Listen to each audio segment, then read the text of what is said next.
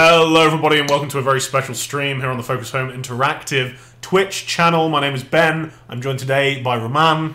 Hello everyone. And we're going to tell you about his wonderful video game made in concert with all the people over at Untitled Interactive, Battlefleet Gothic Armada 2. The second beta has just started. That lets you play the skirmish, lets you get access to all 12 factions, all 80 plus sub-factions, but it also has all the first sectors of the Imperial and Necron campaigns, which is 2 of our 3 grand campaigns that are in the full game. We're going to show you some of that Imperial stuff today. Roman, are you excited? Very. Very. Very. So yeah, that's what we're going to show you today. Please hit us with questions in the chat. Compared to our last stream, we'll probably be answering less questions because there's more to explain, but I'll try to have a look at stuff over there. You can also play this yourself by pre-ordering the game over on Steam. It's out officially in approximately 9 days, as Steam puts it, on the 24th of January. And when it comes out, there's going to be 3 full grand campaigns, multiplayer ranked, the ship viewer, all the different kind of skirmish battles you can do. There's loads of cool stuff in there, as well as the stuff we're going to show you today. And you'll get immediate access to the beta, and you get 10% off, and you get an additional 15% off if you own the original Battlefleet Gothic Armada. And thank you very much to our long-time players for that. And I think that's just about everything. Thank you very much also to Need for Seat, who made these seats that we're sitting on. Thank you very much, guys. You can check them out down in the description below the Twitch channel if you would like to get one for yourself. I can confirm they're very comfortable and much more comfortable than what we had last time we did a stream. I must admit it's very comfortable. Yeah, it's very nice. Roman's like relaxed. Like last time Roman was like very good. Now it's just everything's relaxed. Okay, let's head over into the game. There we go. So if we're looking over here, that means we're looking at the game, and if we're looking here, that means we're talking to you, and if I'm looking here, it means I'm reading the chat. So you'll get to know stuff then. Charles is joining us today. Say hello, Charles. Hey guys. Hopefully everybody heard him. He's one of our excellent QA guys over at our Focus production department. The best, the very best, like no one ever was. And he's going to be driving today, so any mistakes are his. And also, all the victory is also belong to him. So if you head over into New Campaign, we'll show you folks what that looks like. Let's go, Charles. There we go. So you have the prologue. That was also in the first beta, so you guys will have played that already. Hopefully you enjoyed it. You will need to play it to unlock the campaigns, but thankfully we've already done that, so we can head over into the Imperial Campaign, which is slightly to the right, and you see behind that the Necron Campaign, and behind that there's a Tyranid campaign as well, Roman. Yes. Yes, there is. You can't play that. And you can see that there is many special mechanics. Oh, yes. In the Tyranid campaign. Yeah, that one's pretty different. I would say, like, so the Imperial campaign I would call, like, the base experience. I'd recommend you play that first. Yep. It has the tutorial and stuff. The Necron one is, like, a bit different from that. They kind of move around the map differently. They have very different ships. They can use the Dolmen Gate. Yeah, exactly. So they have more possibility regarding their move. The Tyranid campaign is basically completely different. Like, the way you use worlds is completely different. You're just eating them. The way your units work is, like, totally different. Like, you're much more kind of about getting in there and killing people, you know. Lot of very cool stuff. Yeah, and there's a lot of cool stuff in that one. You can read a little bit about it over on PCGamer.com. I will drop a link to that in the chat right this very second. Ta-da! We let them take a little look, just a little glance at what was in there. And you can also play it for yourself on January 24th. So please look forward to that. We are going to go with the Imperial Campaign. Tell us a little bit about the Imperial Campaign while this opening cinematic plays. Well, during the Imperium Campaign, you follow the comeback of Admiral Spire. And Admiral Spire has been lost in the warp for about 800 years. And when he come back, he have some, bad surprise. When you think it can be worse than Monday morning, Admiral Spire has the worst Monday of all time. Oh yes, just for sure, the very worst. Because you will discover that Cadia has fallen. Yeah. And Abaddon is in grasp his hand above all the sector, above all the Cadian gate, so he will have to do the job, do the job for the Emperor. Yeah, you thought your Mondays were bad. At least a world didn't get destroyed. Let's put it that way. All right, let's go, Charles. Let's kick this off. You can see down at the bottom right we have normal difficulty, and then there's 2 additional difficulties. Please play on normal the first time. Please, I'm begging you. That stuff gets really hard. You really don't. You don't want to be playing on the higher difficulties to begin with.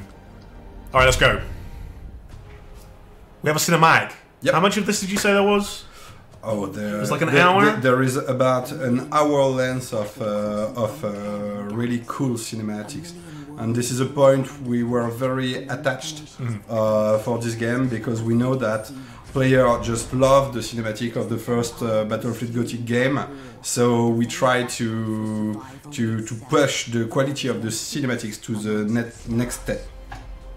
And they're pretty gorgeous. So yeah, there's like an hour of this, but on top of that, like every time you finish a mission, you're going to be getting different lines of dialogue. All of those 3 stories are completely, totally separate. It's not like you play the Imperial Campaign and then the Necron Campaign is the same thing from a slightly different perspective. No, it's completely different, and different characters show up, and it's pretty cool. There's like a lot of story in these campaigns. I would say more than you would expect from kind of an RTS. I would say more that you can expect from a grand strategy game. Yeah, I think that we pushed all the narrative design around the game very far for a grand strategy game, because Battlefleet Gothic 2, for its campaign mode, at least its solo mode, clearly leans toward the grand strategy genre.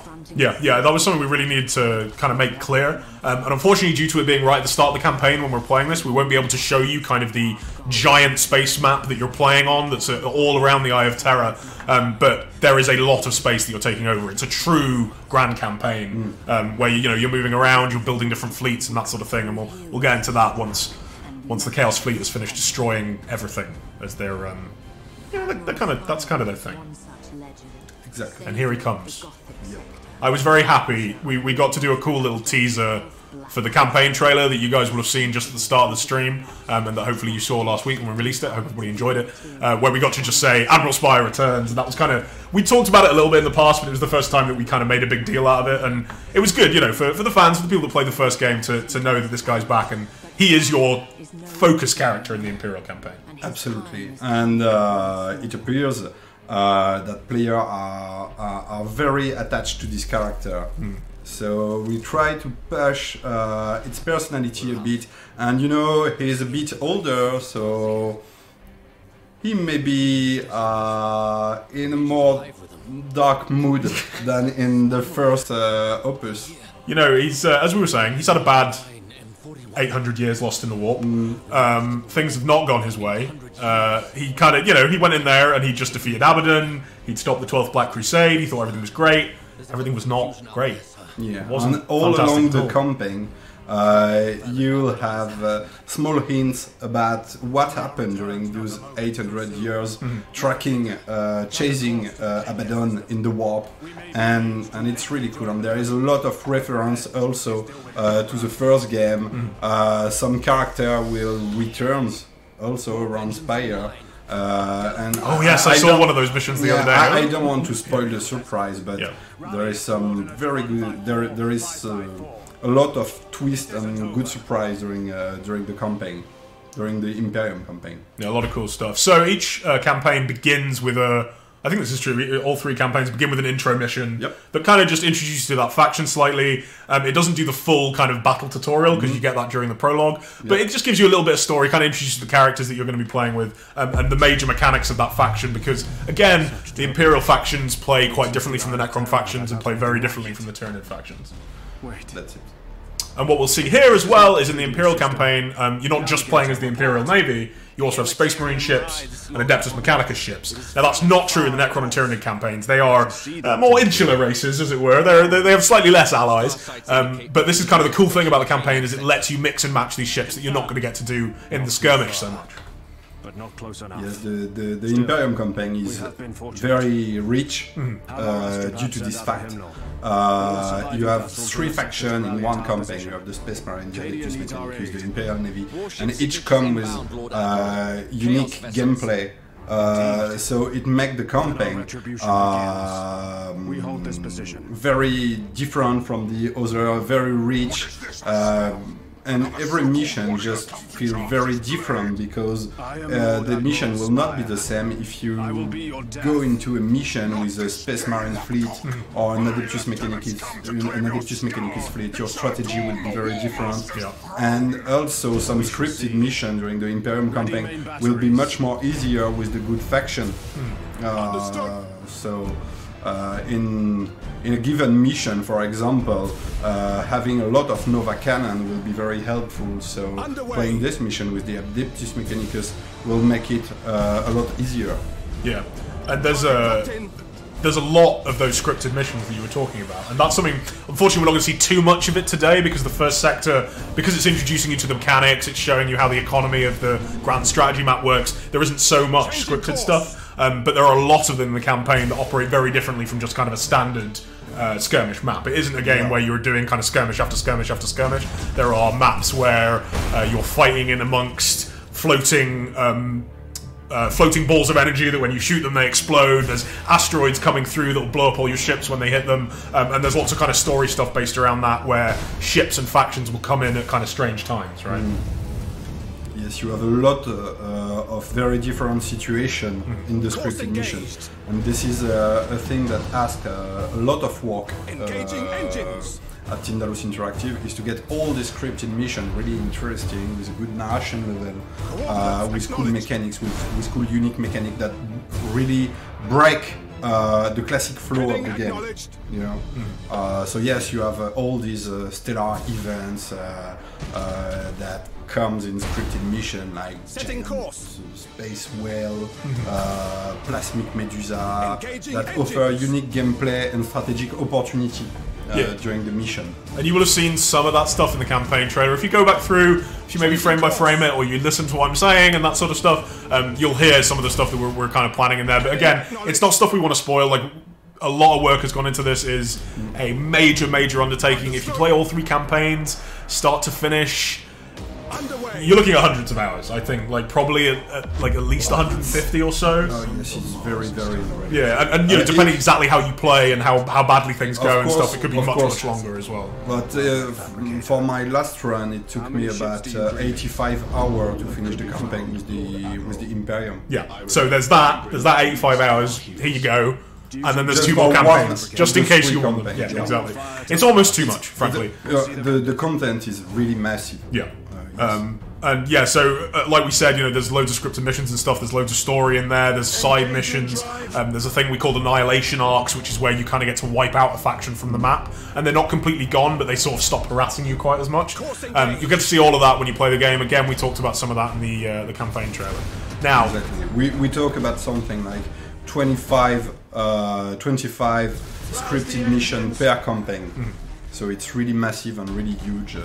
And those missions are really lovely. Some of them have really cool twist and surprise for the player, and I'm pretty sure that some of them will really please the fan of the 40k universe, with unique references of specific elements of the universe. The fan service with the game is really high. Yeah, you know, we are not worried about the 40k fans on this one. If you're a 40k fan, just trust me, okay? Just buy the thing. Like, you're gonna have a great time. Just with the single player. Never mind the multiplayer, never mind all the skirmish maps you can put together, never mind anything else. You're just gonna have a great time, unless for some reason you absolutely loathe Imperials, Necrons, and Tyranids. As long as you like one of those, you'll get to wipe out every other faction with it anyway, so you know. We had a few questions while Charles cleans up these foul Chaos Hordes. I believe in you, Charles. One was about the co-op campaign. Now, we announced today that there is a co-op campaign. You can play the entire campaign in co-op. Essentially what happens is you get to control the battles with a friend. The fleet is split in half, and each player gets to control half of that fleet. It's a bit more complicated. Okay, please. The co-op system is quite unique, I think, but I may be wrong. It's all about sharing the fleet as the player wants. It means that you can just get into a game with your friend and have total control over all the ship. Both players can control any ship. Okay, so and then you're kind of sharing control of the whole thing. Yeah. That's it. But each player may individually set an option on each ship to say that this ship does not belong to him. That's it. So during the start, during the deploy phase, you can just spread the fleet between each player. So you say, okay, you control the battleship, I control this ship, and this is very cool because if you're playing with someone that is not very used to strategy game, you can really help him by saying, okay, I give you one ship. I give you like one ship with loads of cool abilities. Exactly. You can do that. I will control all this other small stuff. Yeah. Get used to this ship, and then the next game you will have the control of 2 ships, and you can really, you know, help your mates to understand the mechanic, understand the game quite smoothly with this mod. Yeah, they can start to learn. Now, the bad news is, this is a big game, as we just talked about with all those campaigns. There's a lot of complex stuff in there. When the game launches, the co-op system is going to be in what we're calling an early access state. It's completely playable. You can go from the start of any campaign to the end of any campaign, but we're expecting bugs. We're expecting some crashes, some parts where things don't work properly. It's an internet thing. There's going to be connectivity issues. We're hoping to get that stuff sorted out pretty quickly. Honestly, it's one of those things where we can't say, oh yeah, we'll have it done by February the 14th, because we just don't know exactly what stuff we're going to run into. We don't know what stuff we're going to run into when everyone's getting their hands on the beta over the next few days. We don't know what's then going to happen when people are playing the full campaigns themselves, when the Tyranid campaign is out there with you folks. And then we don't know exactly, like I said, how things are going to go with the co-op campaign. Please play it if you'd like to, but if you want a completely kind of bug-free experience, we're hoping that by around the middle of March at the latest, hopefully we'll have that in kind of the fully complete state, and you'll be able to do it with no bugs and no issues whatsoever.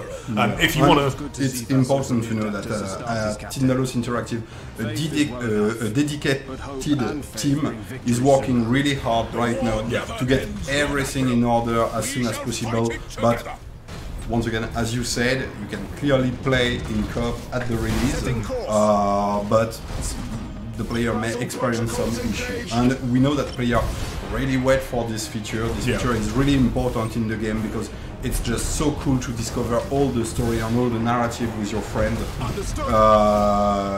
So we clearly know that this is something very important for the player. So we are doing our very best to get everything fixed as soon as possible. And we're trying to be as transparent about this as possible as well. We're talking about it now. There's an announcement on the Steam page. We gave it, you know, full presence. We're going to make sure people know about it. There's also going to be a note in the game itself. When you click on co-op, it'll say, hey, there's features in beta, you know, there's features in early access.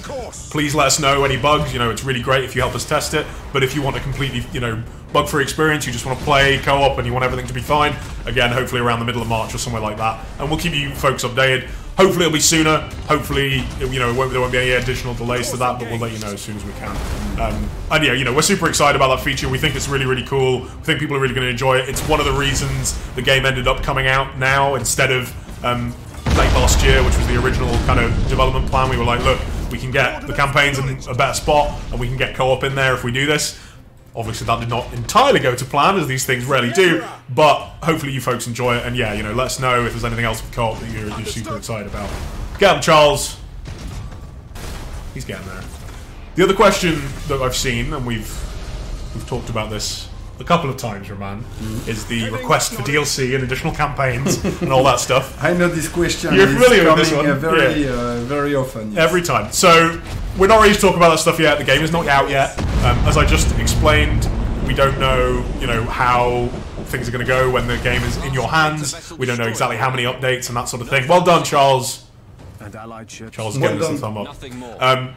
But we are extremely aware that people will want more campaigns, they'll want to play as more factions within those campaigns, and just know that we are cognizant of that, and we agree that that would be cool. That would be amazing. I was meant to have a meeting about exactly this today, and it didn't happen. But so that should tell you everything you need to know. It'll happen tomorrow, I think.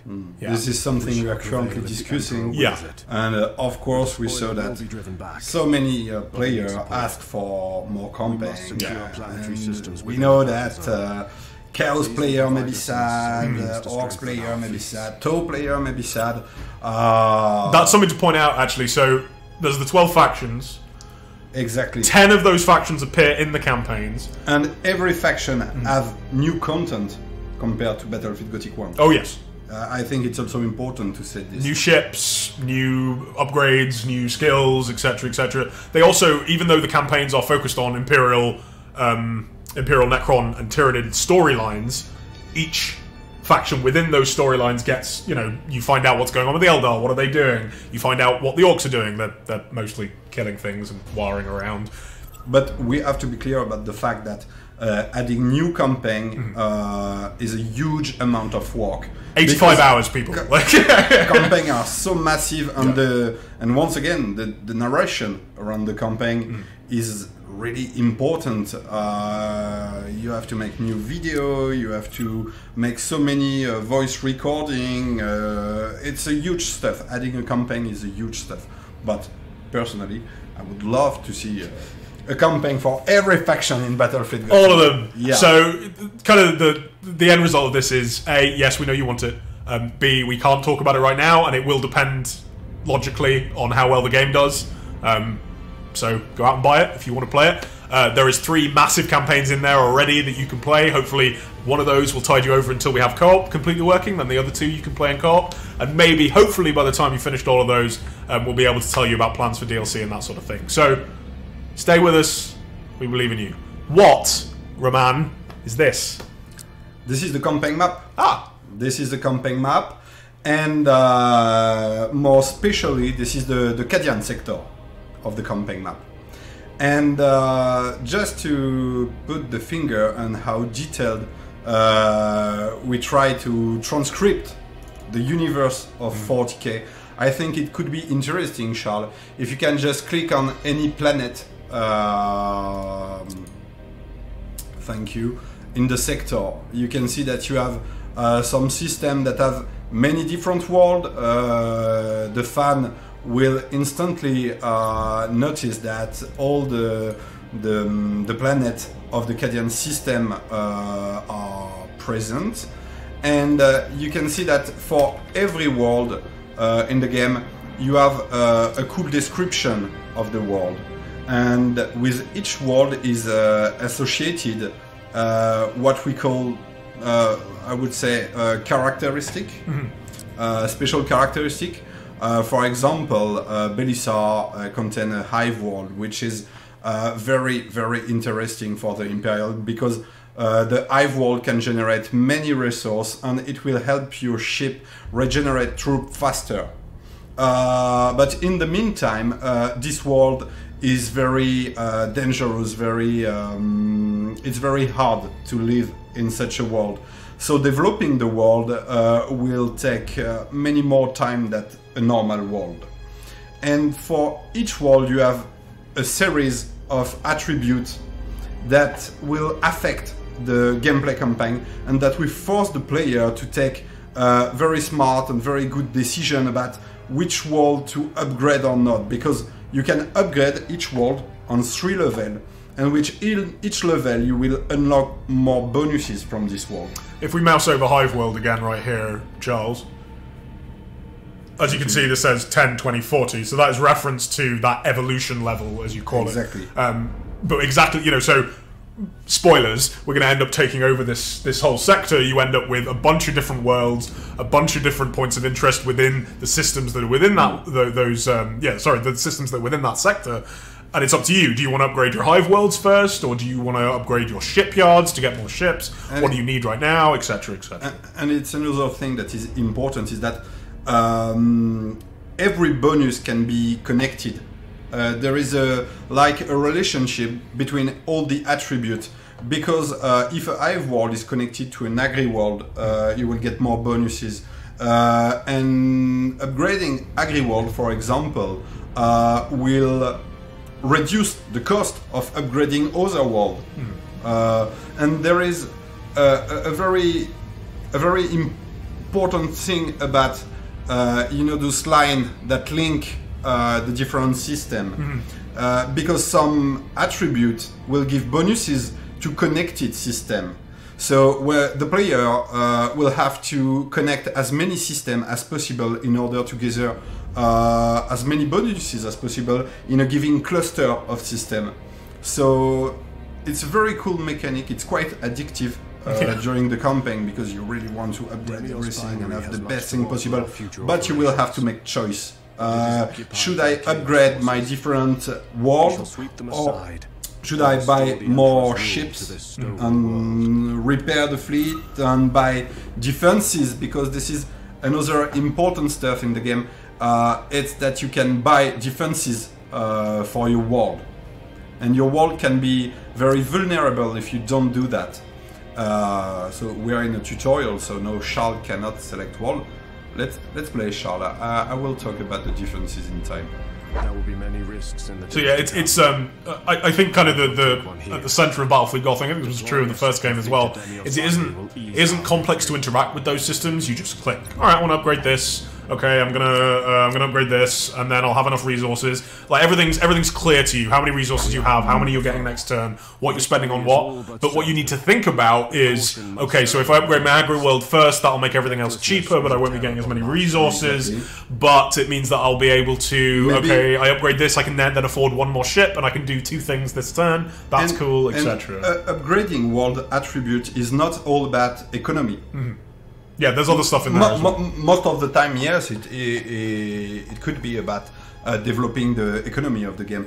But in many cases, there are very rare attributes on specific world that will give you a very specific bonuses. For example, you have this Prometheum vein that you can upgrade that will increase the speed of your fighters and bombers. So when you have all the give you extra hit points or increase some damage of certain weapons. For example, so you will really have to study the strategic map very deeply in order to check the bonuses that you absolutely want for your fleet, seize it, then upgrade it to benefit from their bonus.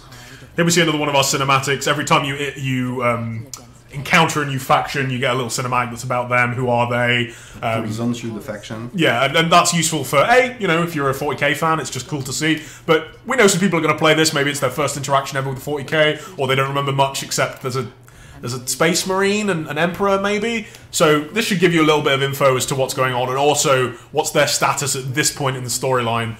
So that because we're telling these kind of new stories, these stories that they take things in a pretty different direction. Like, things do not go the way that you might expect if you're very familiar with the current 40k lore. So you need to know the starting point so that you understand what happens after that. The One Corrupted is going to play the beta. Thank you, The One Corrupted. I believe in you. Man, what else do we want to talk about? There's just like infinite things. So we saw the battle when you are in a fleet and there are enemy ships there. You go, okay, I want to play a battle. You can auto-resolve those, as you could expect in just about any grand strategy game. It's riskier. Yes, it's riskier. You will always have a better income of the battle, a better result in the battle if you manage your fleet by your own.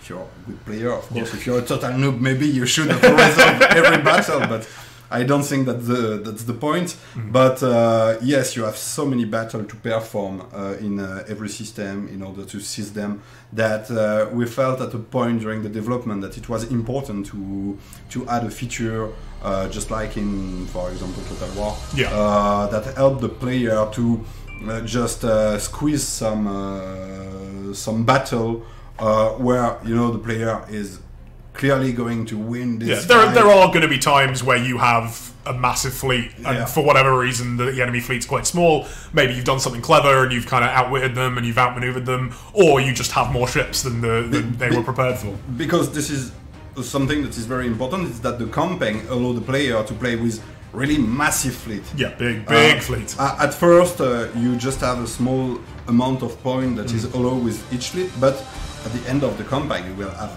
really many points of fleet, and you will have massive fleet. And for each battle, you can involve up to 3 fleets, so that can make really epic battle.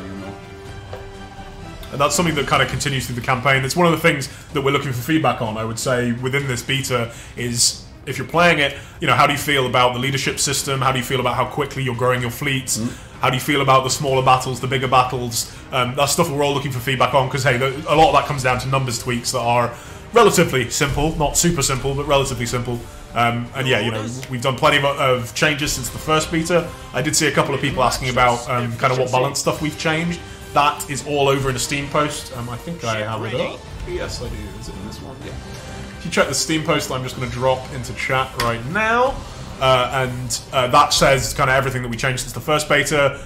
There was a big armor change. That's probably the biggest thing I would say that really affected exactly how things were working. But I a bunch think of other changes as well. right now we're quite in a good spot regarding the balancing in beta, but I will wait to see what happens on the beta. Yeah, so this beta also has full access to multiplayer. We're not going to be showing any of that today, but hey, that's going to be all over the internet and all over Twitch anyway.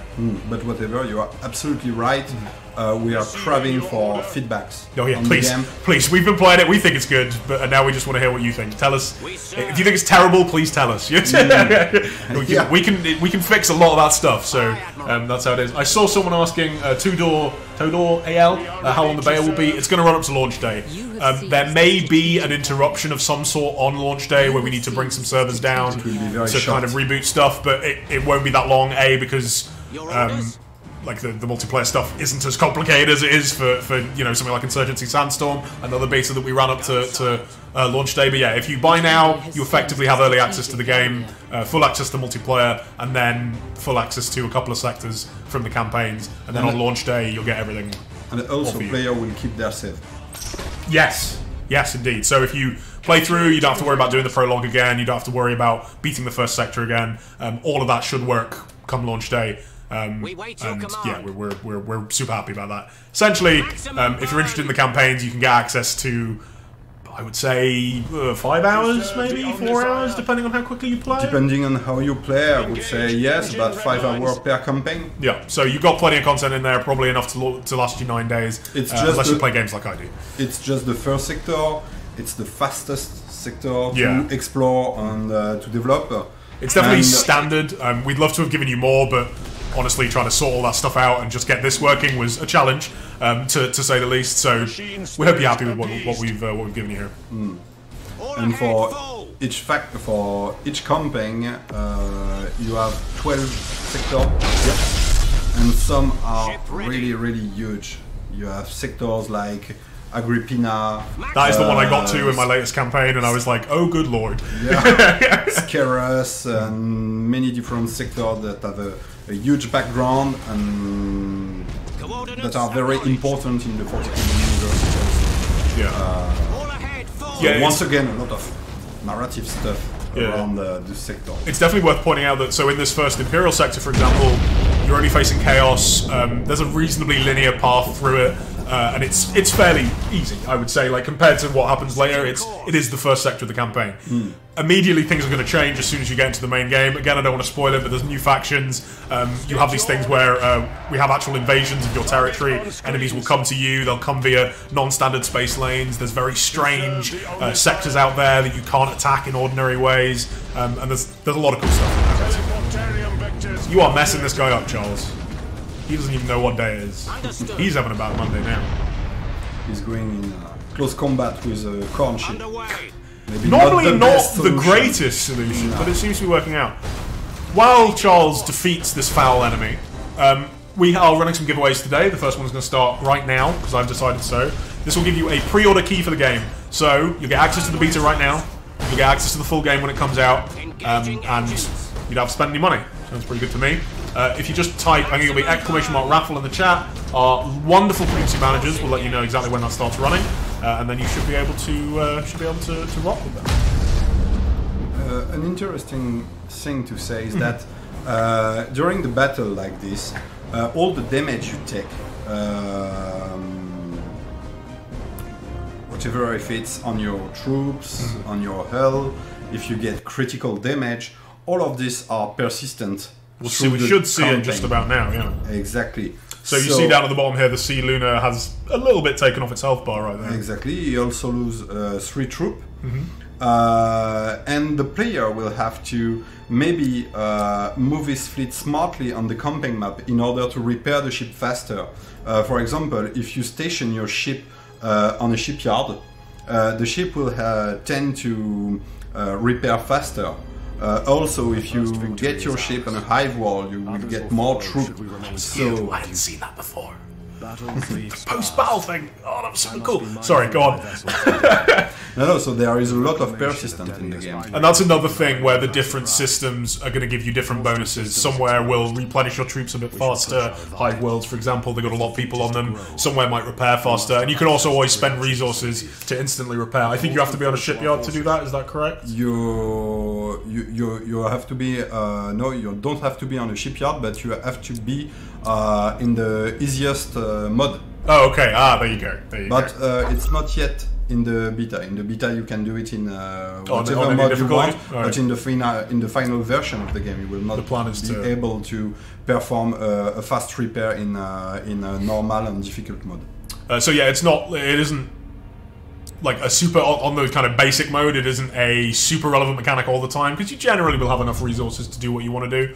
But it is gonna. It will depend on some situation. Sure. For example, in the Imperial Campaign, the start is quite hard, economically speaking. Yeah, I noticed that, yeah. Because, you know, you get in this sector and everything is under the Chaos hand, so you will have to get back everything with a very short amount of resources, and you will have to find very specific tricks in order to finish this sector.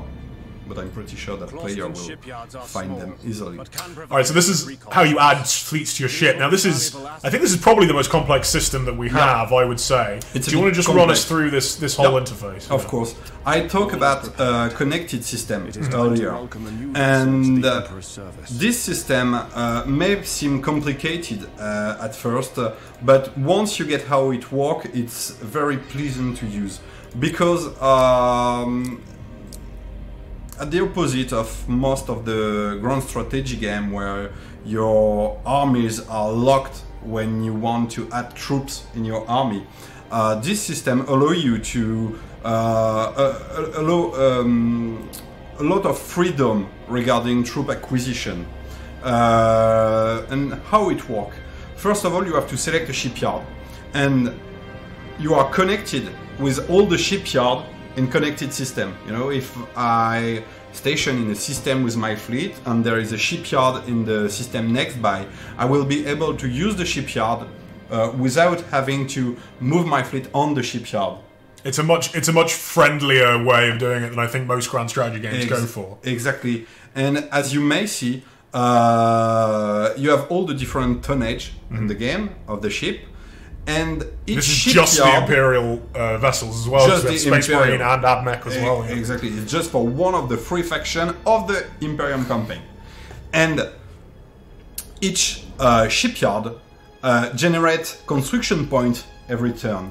And for example, you can see that in Demios Binary, you have one construction point that allows you to build an escort ship, but not a light cruiser. Yeah. But Demios Binary is not accessible in this case, because Demios Binary is under Imperium control, but is not connected to the position of the fleet of the player. Yeah, I see. So yeah, it's a system that there's a lot of different things in it. So you need to consider how much leadership does your fleet have, because you can only have a certain number of ships in each fleet.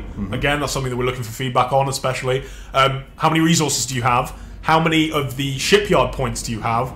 Where is your fleet in comparison to your shipyards to make sure that the ships can get there? And then finally, okay, do you want to upgrade, you know, which fleet do you want? Which ship do you want in that fleet? Are you focusing on torpedoes? Are you focusing on boarding? Are you focusing on just straight guns? What kind of distance do you want to be doing your battles at?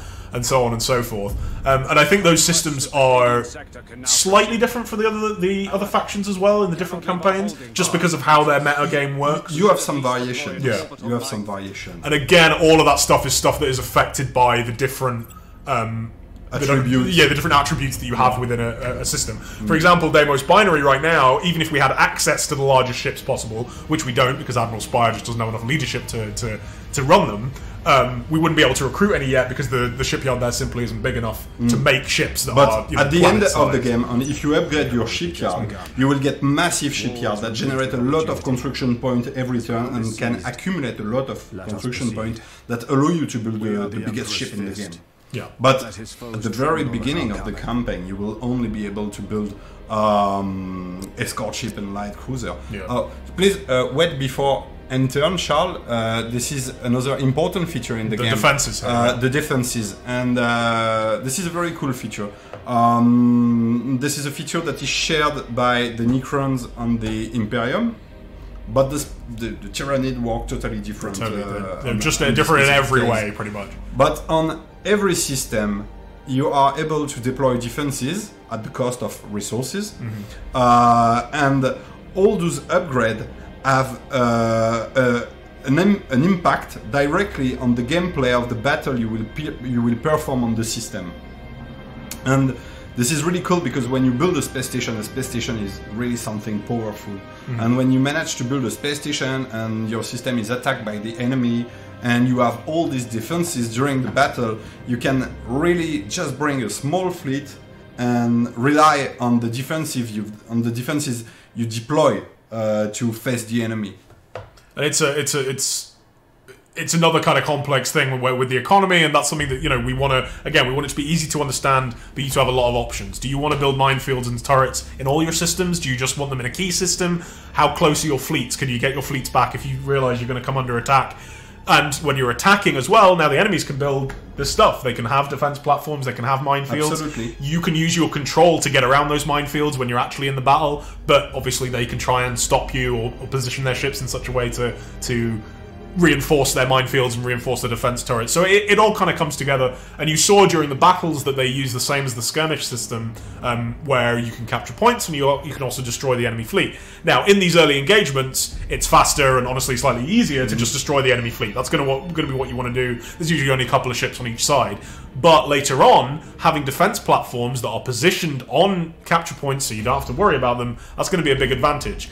Again, these are things that change dynamically through the campaign, and that kind of change their role as things go on and fleets get bigger and what you're facing changes and that sort of thing. And you see here, incidentally, can we select Cadia yet? I don't know if we've transitioned through the campaign the tutorial enough, but Cadia is huge and has loads of different areas of interest and loads of different things to upgrade. I think there's 7 or 8 of them in there. I would say that you can spend at least half an hour just reading the lore of every planet and understand why we put those specific attributes on each planet, and it's really cool. You want to talk about that 85 hours Roman was saying? You can probably add another 15 if you're reading every single bit of lore that we put in there, and you're looking at all the different ships and reading about those. Okay, I think you can end turn, Charles. So here you also see how the enemy will reinforce their own fleets. I think, and you see there they were in fact building a minefield and they're moving some of their fleets around. And this is all stuff that's going to happen all the time. Like I said, there are systems you attack, there are systems that you go into. Sectors. Maybe we should make a break and talk about the specific behavior of the AI on the campaign map. Sure. It's quite important. To be honest and fair, it's not a true AI. It works more like in a board game. Okay. I would say. And you're not a fan of board games, are you, man? I never would have guessed from every game you've designed. My life is about board game and tabletop, and I also love card games. But Charles, please, can you just click in any empty space? Or you cannot because you're in the tutorial. Continue the tutorial, Charles. Yes, just upgrade the Muse binary. Receiving communication from Thank you, Charles. So the old man's still He's very alive. good, everybody. He's fantastic. I trust you stand ready for always. Good. Strategic. I'll just answer a quick question here. X47 Nero, the button animation in the bottom right corner, that is only there when you're in the tutorial and it's just saying, hey, please click this button next. I think you'll probably never see that from this point forward. I'm fairly sure. Yes, and we are going to change this specific Oh, really? bit. That one's Okay. okay. We don't like it. It is a little bit in your face. Yeah. We were very concerned about the player cannot miss this specific information, but I think we're going a bit too far in this direction. Yeah, I mean, if you kind of look at the length of the stream has been and how all the stuff we've tried to explain, all of this stuff is super, super important. So we need to make sure people understand that stuff. But yeah, maybe slightly turn it down. Right, you were going to say. Okay.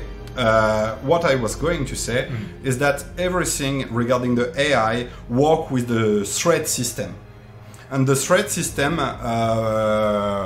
yes, this is the emergency gauge. Then you see, no, you cannot see it. We're in the way. Hang on. It's a bit I'll hidden. fix it. There we go. Oh, Yeah. no. Hide us. There we go. Okay, perfect. We're in the middle now. There we go. On So- Roman's side of the screen, Yes. Please, Charles, can you show us at first the threat level of the chaos in the sector? Just my side right of the here. screen.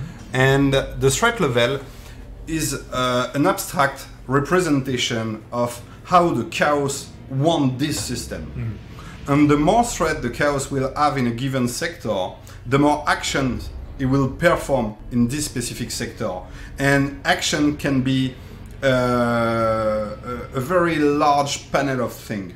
It can be move fleet, reinforce fleet, repair fleet, adding new fleet, build defensive structure, build mines, build defense turret, all that kind of stuff. Yeah. And you have many different ways to reduce the chaos, the threat level of a given faction in a given sector. Either by upgrading some specific world attribute that will reduce the threat of a given faction. for example, a holy world with inquisitors on it. Exactly. They go out and they are Controlling attacking, cultists and such like that.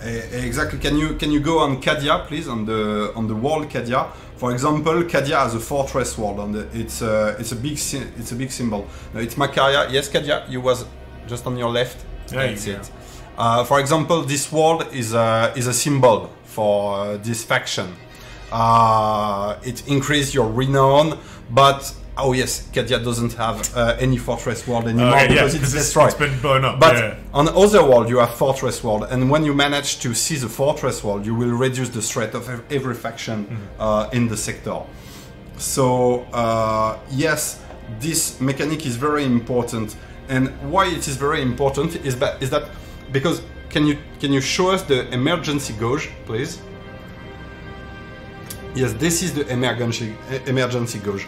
Each turn you spend, the emergency gauge is increasing, and you have to move in the narration, to advance in the narration in order to reduce this gauge. And at each step of this gauge, you will raise the threat level of every faction in every sector by 1. And it's very hard because the player really have to check this gauge at any time because it's like a timer, it's like a clock on his head. This is kind of the control for the game. This is our way of saying, look, can you keep attacking, please, keep doing things in the game. Don't just sit back and gather resources and build your fleet. This is very interesting because it allows the player to camp at some point, to just sit in a sector, developing this sector, but he cannot do that infinitely. Yeah. At a point, he will have to be more aggressive. But the player have option in order to reduce the emergency gauge, and these are the battle plan mechanic. During the mission, on some admiral enemy ship, you will be able to retrieve battle plan from that enemy ship. All enemy ships don't have battle plan, but in some times you will see that an enemy ship have a battle plan. So you will have to perform a boarding action on this ship, keep the battle plan on your own because the enemy will be able to take back the battle plan If they attack you, if they attack you.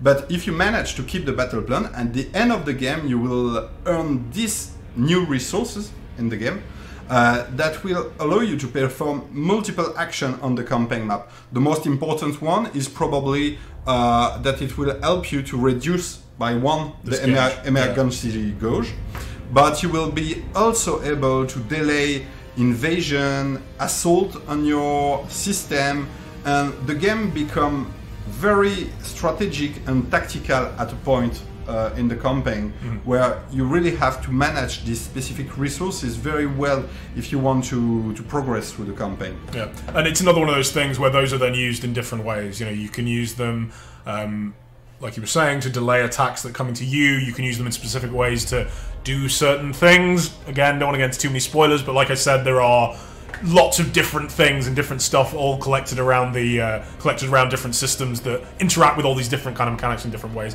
and it's lots of fun little tools basically that we give you and we say, hey, what do you want to do with these? How do you want to use these? How do you want to collect these? How do you want to exploit these?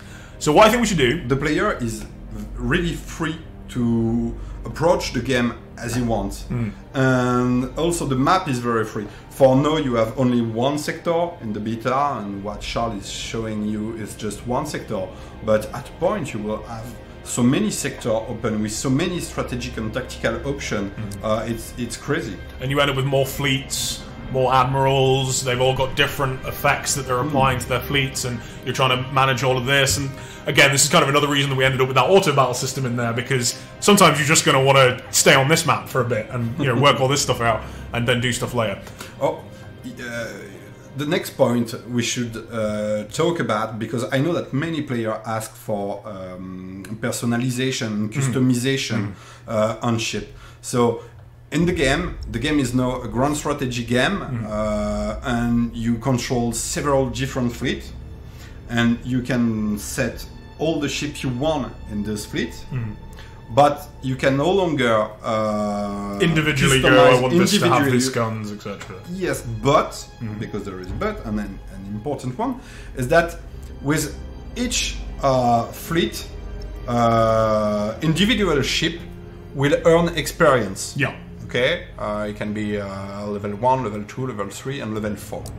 That will give him some bonuses on the morale, the accuracy, all this kind of stuff. But more importantly, and maybe Charles, can you open the upgrade panel? More importantly, oh yes, there is still a bug about this. If you get in the upgrade panel, still in beta, still in beta, everybody. Still in beta. Don't even look. Don't look at the. There we go. That's okay. That's okay. Everything is fine. Well, you can see that this is the technological tree of the game, and it's quite interesting because you can spend upgrade point, which is another resources that you will gather in the game. We love resources. Yeah, we adore so resources. They're the best. And with each upgrade point, you can upgrade a specific upgrade, and this specific upgrade will apply to a certain category of ship. For example, you can see that the first line of upgrade only apply to level 1 ship, the second line apply to level 2 and level 1 ship, and the third line apply to level 1, 2 and 3 ship. Yeah. And the more you go down, the more powerful are the upgrade. But some upgrades are so powerful that they are locked, and you must, before that, capture specific world that can be hidden on the campaign map in order to unlock the possibility of buying those upgrades. The idea here basically is we want everything to be connected. Like you aren't just right. Okay, I have my fleets and I have my planets, and I build fleets with planets, sort of, but not really. Like they're not really connected. We don't want that to be the case.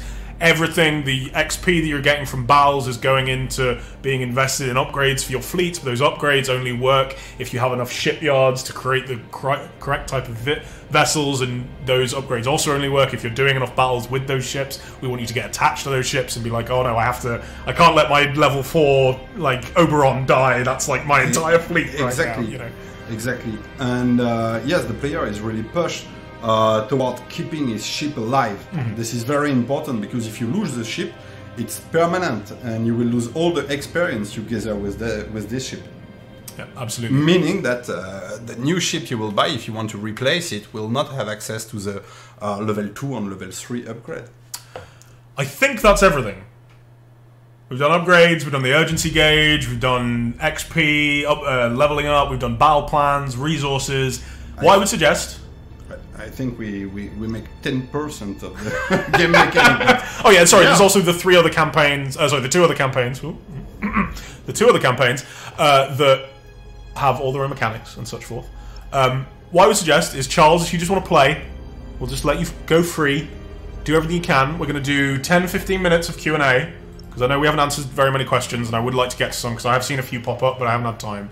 So hit with your questions in the chat. We're also going to do another giveaway. And combining those 2 ideas is probably a very bad idea, but we're going to do it anyway. So we're going to do another giveaway for pre-order key for the game. Just in case you're just joining us, you're kind of coming in at the end of the stream, but never mind. My name is Ben, this is Roman. He is the game director of Battlefleet Gothic Armada 2, which is this video game that you're seeing right here, which is out on January 24th, and you can also buy it on Steam right now with a 10% discount or a 25% discount if you're a Battlefleet Gothic Armada 1 owner. And you get access to the second pre-order beta that's running right now and will run up till launch. Gives you access to the first sector of the Imperial and Necron campaigns, as well as all the skirmish stuff and all the multiplayer stuff that we had last time. If you want to see more of that, other people are streaming it on Twitch, of course, and also we did a whole stream that was all just about battles and such. A few little bits ago. Can you name individual ships and the fleets they are in? I'm pretty sure you can. Please, Charles, can you check the viewer, please? The viewer of the ship. Click on the ship. Yep. No, just yeah, right here. So right here you can see that you can rename this specific ship. We're gonna call it. I know it's important for player. Yeah, we're gonna call it the Charles. The Charles. The Charles. The magnificent Charles. Yes, really. Yeah. There we go. Our new lunar cruiser, the Charles. Yep. And regarding fleet specifically, I know that this is a feature we want to add, but maybe it will not be there at launch. Okay, it's something we're trying to do. And also we should mention, now we talked a little bit about future plans and how we couldn't really announce anything yet. We can't announce anything yet. But there is a lot of talk going on right now about exactly what we're going to patch, how we're going to patch it, what support we want to do. Obviously, there'll be bug fixing and balancing and all that other stuff, as you would expect. But that we'd also like to, if there's certain features that we didn't manage to get in there, that's stuff we'd really like to get working as well. And let us know, like, what do you want? What small features do you really need?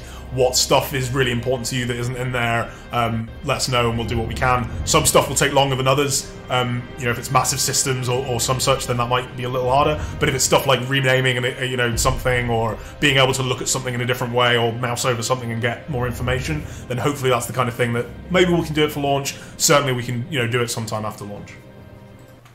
All right, let's see what other questions we've got. Will you buff Space Marines? We did buff Space Marines. Space Marine are quite nasty right now. Yes, they're good. To be honest, there was a nasty issue on the last beta regarding the armor calculation. This is one of the things we changed. Yeah, one of the things we changed and we fixed. And okay, just try it. Give it a shot. Right, let us know what you think. Give it a shot. Yes. They are stronger than they were in Bay 1. We also, I think, maybe, like some of their abilities got one of the strongest faction in the game. Okay, there you go. But the beta will say. Obscure Light, do you have plans for implementing a replay/spectator mode? I don't want to spend time during a match taking a look at the ships and/or destruction while this stuff is happening in the battle. I know this has been a highly requested option already. It's something that we'd love to do. It is vastly more complicated than I believed. Until I started working here. It's incredibly complicated. So hard in a way that I cannot quite fathom. But it is, like, we know you want it sort of similar to the campaigns, additional campaigns and DLC and that sort of thing. We know you want it. We would also like to provide it. It's a matter of finding the time and the resources to be able to implement it. Neither will be there at launch, replay or spectator mode, but we know you want it. And we're gonna look into what we can do, basically. All right, what else we got here? I'm gonna scroll. Oh, here's some more. I couldn't. Sorry, in the first closed beta, I couldn't find the most common ability hotkeys, and the options didn't show anything on the matter. Did it change with the second beta/release candidate? I think we still have a bug with hotkeys. We still have an issue with this, but it will clearly be fixed at launch. Okay. I think there's a known issues list that should be up by now, or it should be over on Steam, or it should be on the forums, and they'll tell you about that stuff. Yes, obviously you need to be able to play with hotkeys. It's just something that kind of a slightly more awkward bug than again you might imagine. Quite obvious, yes. But yeah, we'll get that fixed as soon as we can. Will progress made in the beta be released or kept? I'm asking for both campaign and skirmish. Yes, skirmish and multiplayer. We're going to reset the ranked stuff, right? We're currently thinking about. Okay, we're not sure exactly what we're going to do on that one. Because there is also there's the ranked ladder, which I think we are going to reset, but there is also the experience that you've earned for each faction that we're not positive exactly what we're going to do. Exactly. When it comes to the campaign, your saves are going to transfer. You beat the first sector of the Imperial Campaign, you'll get a little message that says, "Thanks for playing, come back on January 24, and then you can come back on January 24 and you can jump straight in. You don't have to replay all of that. That's the current plan, anyway. Will campaign progress? Oh, no, I've just answered that. So that's good.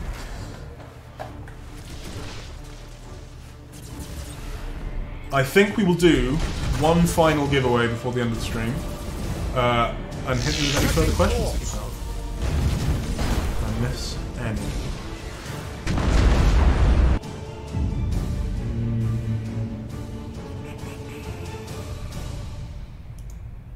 We have another question about: is there any plans for future additional campaigns?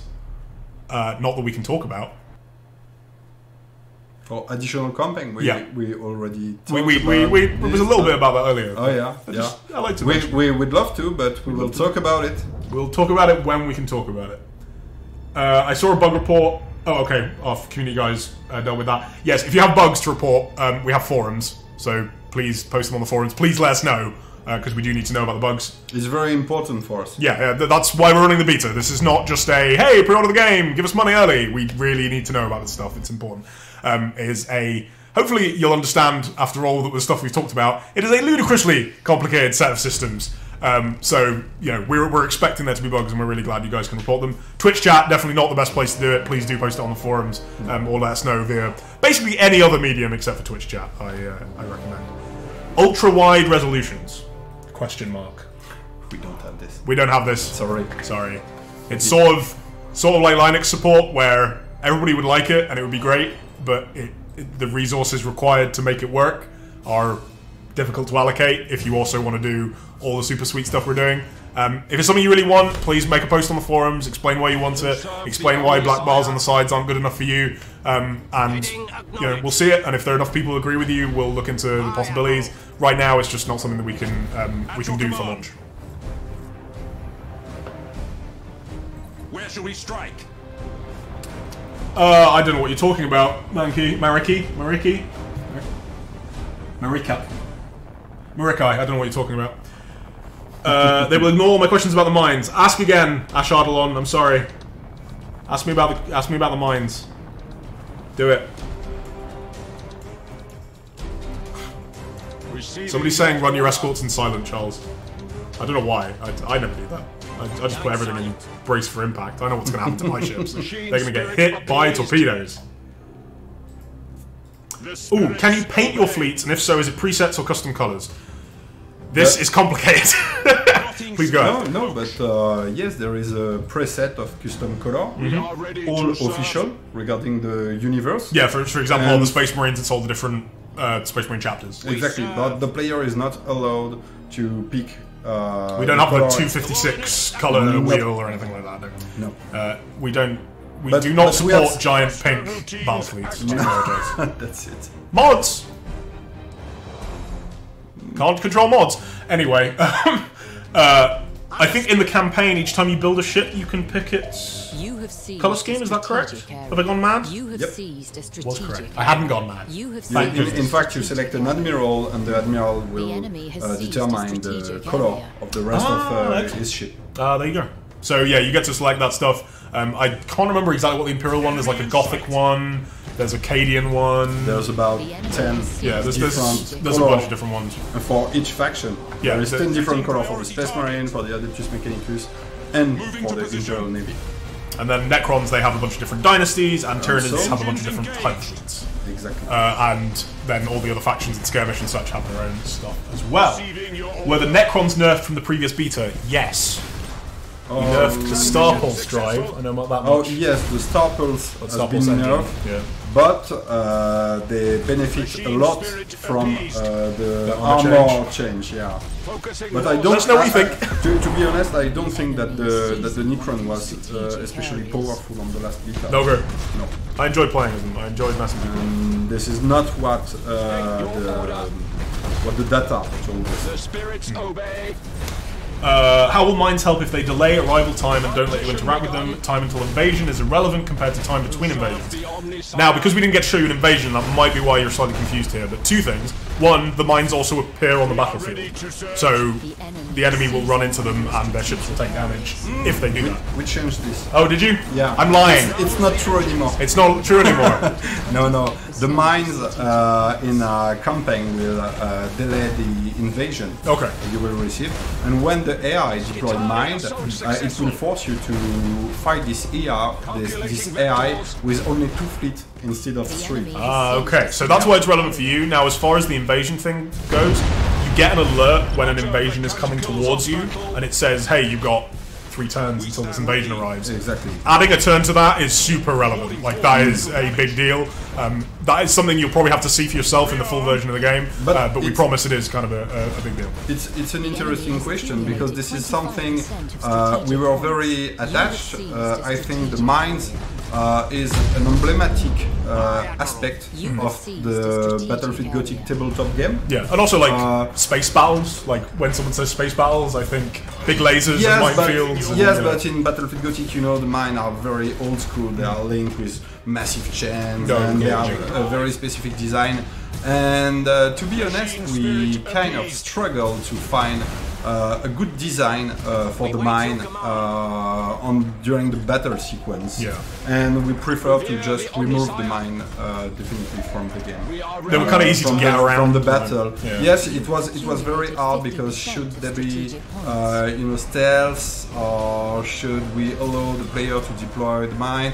And nothing was very relevant. But we don't know what the future is now, so maybe the mine will need to come back.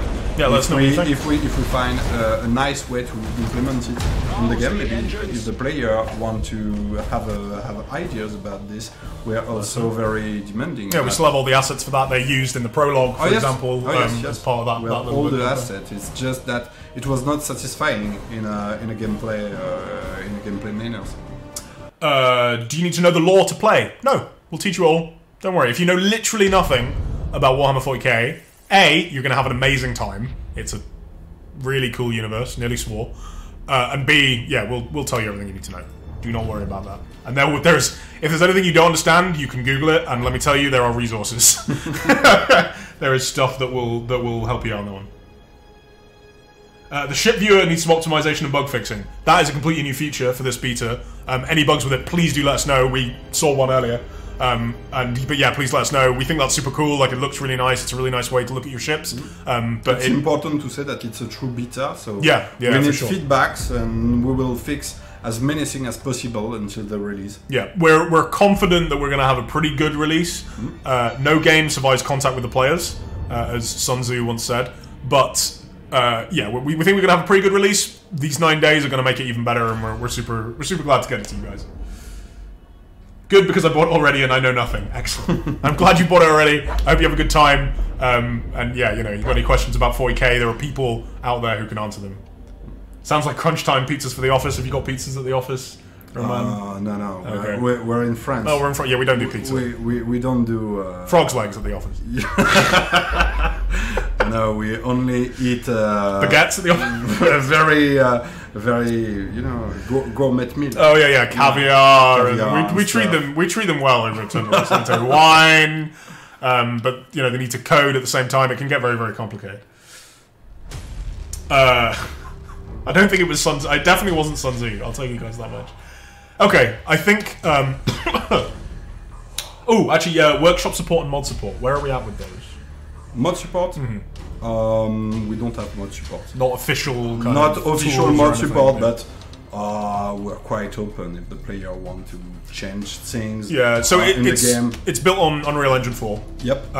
Which is a fairly common engine. It's not the easiest one in the entire world to use, but people, mods are being made for Unreal Engine. They can do things. Yeah, again, it's something we'd love to support officially, and hey, maybe we'll have time to kind of get that sort of stuff working down the line in the future, depending on exactly what people want. But we encourage it and support it. It's just not something that we can dedicate resources to on our end to create modding tools and official kind of things. But hey, please, you want to do stuff to our games, as long as it doesn't break any laws or EULAs, we're all for it. Ready. No pizza, you monsters. Yeah, of course, we eat pizza. It was a joke. Listen, I eat enough pizza for the entire of Tindalos on my own. Will there be a beat white for the campaign? No, there won't. You can transfer your save, and it's gonna be excellent. Yep. All right, sweet. Okay, I think we're just about done. Did you have a nice time, Charles? He's giving me the thumbs up, everybody. Charles is sadly mute. Roman, is there anything else you want to say about the game? Like, I mean, there's so much more stuff. Buy it. Yeah, please buy it. And the more you will buy it, the more chance there is that you have additional campaigns. Honesty here on the Focus Home Interactive stream, and you know what, that is just the way it is. Look, if you want there to be more campaigns, or you want there to be more support, or you want mod support, or you want new features, or you want ultra-wide settings for your ultra-wide monitor, A, tell us, B, buy the game. We realise that sometimes there are features that you want that you're not going to buy a game unless it has. We think we have that stuff. We've got hundreds of hours of campaign. We have a really, really well integrated skirmish mode. We've got every faction you could want. We're never going to be charging you for factions that were in the tabletop because they're all in there already. We think it's a really, really great product. If you buy it, we can promise there will be additional support so long as we, like, you guys want to make it. I want to work on it. I want to sell it to you. I want to do more voiceover for trailers explaining why the Chaos campaign is fantastic, for example, just as a thing off the top of my head. So yeah, tell your friends, buy 2 and give them 1. I really don't mind how you buy it, just as long as you do. Thanks very much for joining us, everybody. I think there's another raffle running right at the end here. Congratulations to all the winners of that. As far as streams go, we'll probably be back for a launch day stream, I think. Why not? Maybe show off. Why not? Show off some gribbly Tyranids, some monsters of the war. Would be nice. Enemy sighted. I think we'll also have additional streams coming out kind of later this year. We have a bunch of games from Focus Home coming out this year, including A Plague Tale Innocence. Personally very excited for that one myself. We also have The Surge 2. I'm sure all of this stuff and much more will show up on this channel over the next weeks and months. Thank you very much for joining us. Thank you, Roman, for joining us. Thank you very much. I'm going to play you guys out with the campaign trailer so you can see everything you've just seen in sexier detail with more stuff. You can get a little glimpse at the massive Grand Campaign map that covers the entire Eye of Terror and hear even more of my voice. Thank you very much, everybody. Please do check out the PC Gamer article if you want to know more about the Tyranid campaign. That's the only place you can find out about it. And we'll see you next time.